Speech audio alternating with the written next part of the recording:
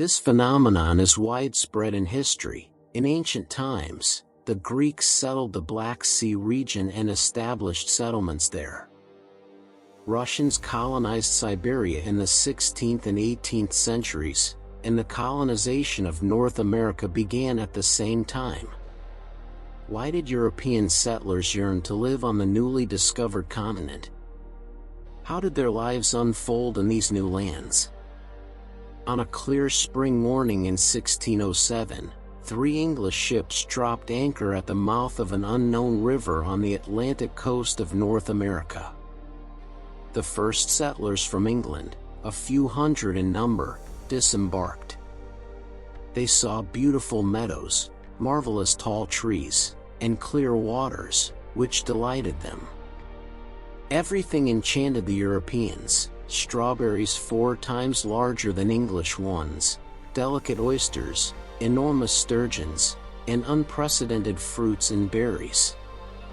The settlers built a fort, a church, and barns. In honor of King James I, or James, they named the river the James River and built Fort Jamestown. Thus arose the first English colony on American soil, named Virginia. Soon, new English colonies were founded along the Atlantic coastline.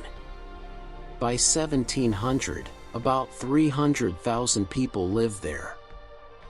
Who were these first colonial settlers? Primarily Puritans, persecuted by the authorities in America. They hoped to find freedom through faith.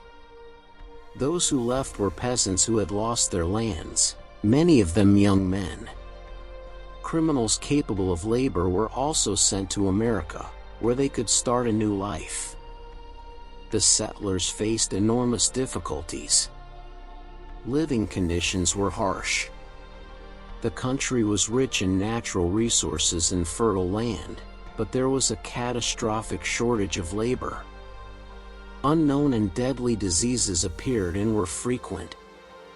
Clashes with warlike Indians occurred, as the colonists settled on their lands, taking away their hunting grounds.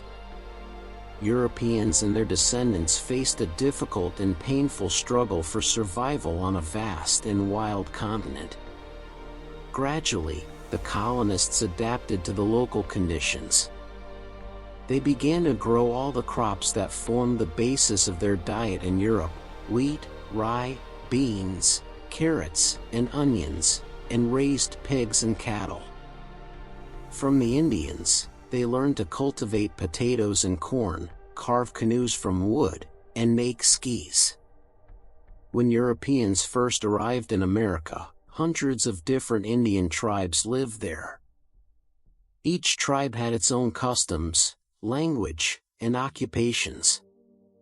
The Indians hunted wild animals, gathered fruits and berries in the forests, fished, and farmed. They made tools primarily from wood and stone. Their main weapons were bows and arrows. With the arrival of Europeans, the Indians died from diseases previously unknown in America: smallpox, measles, and others. They were killed in battles. Those who survived were exiled. In the colonies, 50 to 100 pounds were paid for the dead Indians. This sum was enough to purchase a good plot of land. By the beginning, most of the North American Indians were exterminated. The colonists justified such actions with their religious beliefs, considering the Indians wild animals and unreasonable creatures that could be killed without sin. By the mid-18th century, 13 English colonies already existed in North America. They stretched in a narrow strip along the Atlantic coast. Supreme power in the colonies belonged to the English king, and all settlers, regardless of nationality, were subjects of the British Crown. English Puritans played a major role in the colonization of North America. They brought democratic and republican ideas to the continent.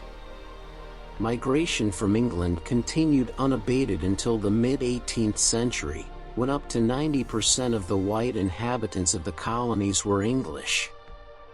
When it became clear that life in the colonies could bring prosperity and even enrichment, spontaneous migration from Europe began.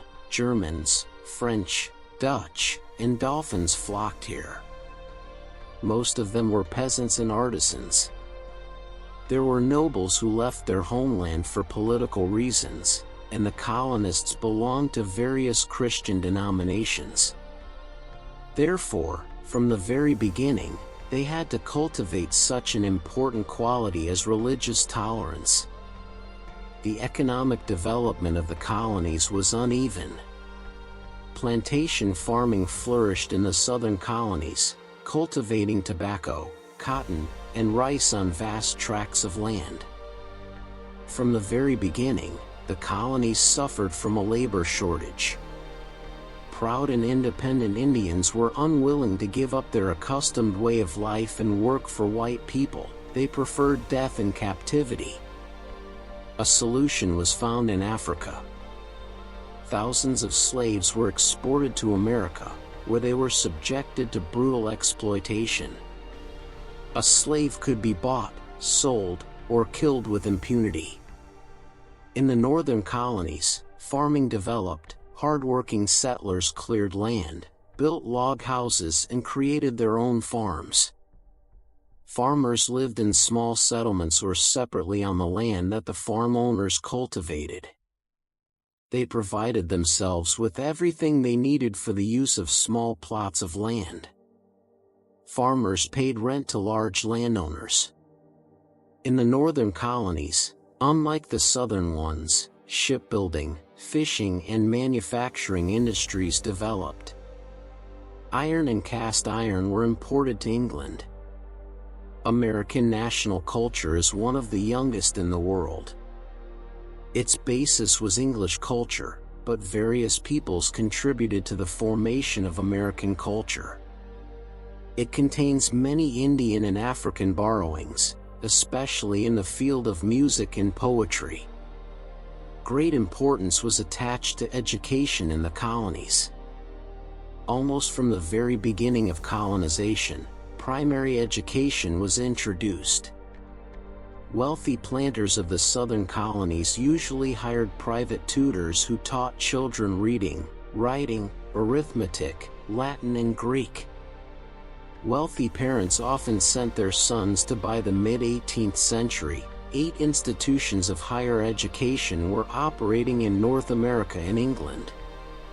Literacy among the white male population of the colony was almost universal. Cities like Boston, Philadelphia, and New York became major cultural centers. Americans didn't have their own Newtons, but the work of some 18th century scientists gained recognition in Europe. Benjamin Franklin occupied a significant place among them. He became famous for his discoveries in the field of electricity and the invention of a lightning rod using an ordinary kite, which boys would launch into the sky. He proved that lightning is an electrical discharge. In the second half of the 18th century, the ideas of the European Enlightenment became widespread in North America. The views of the English enlightener John Locke, who argued that the main task of the state is to protect human life, liberty, and property, were very popular among the educated part of the population. This concept of the state corresponded to the views of all Americans.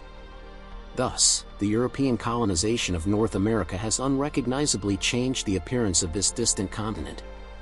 The English colonies that arose on its territory became the basis for the formation of the American people and state.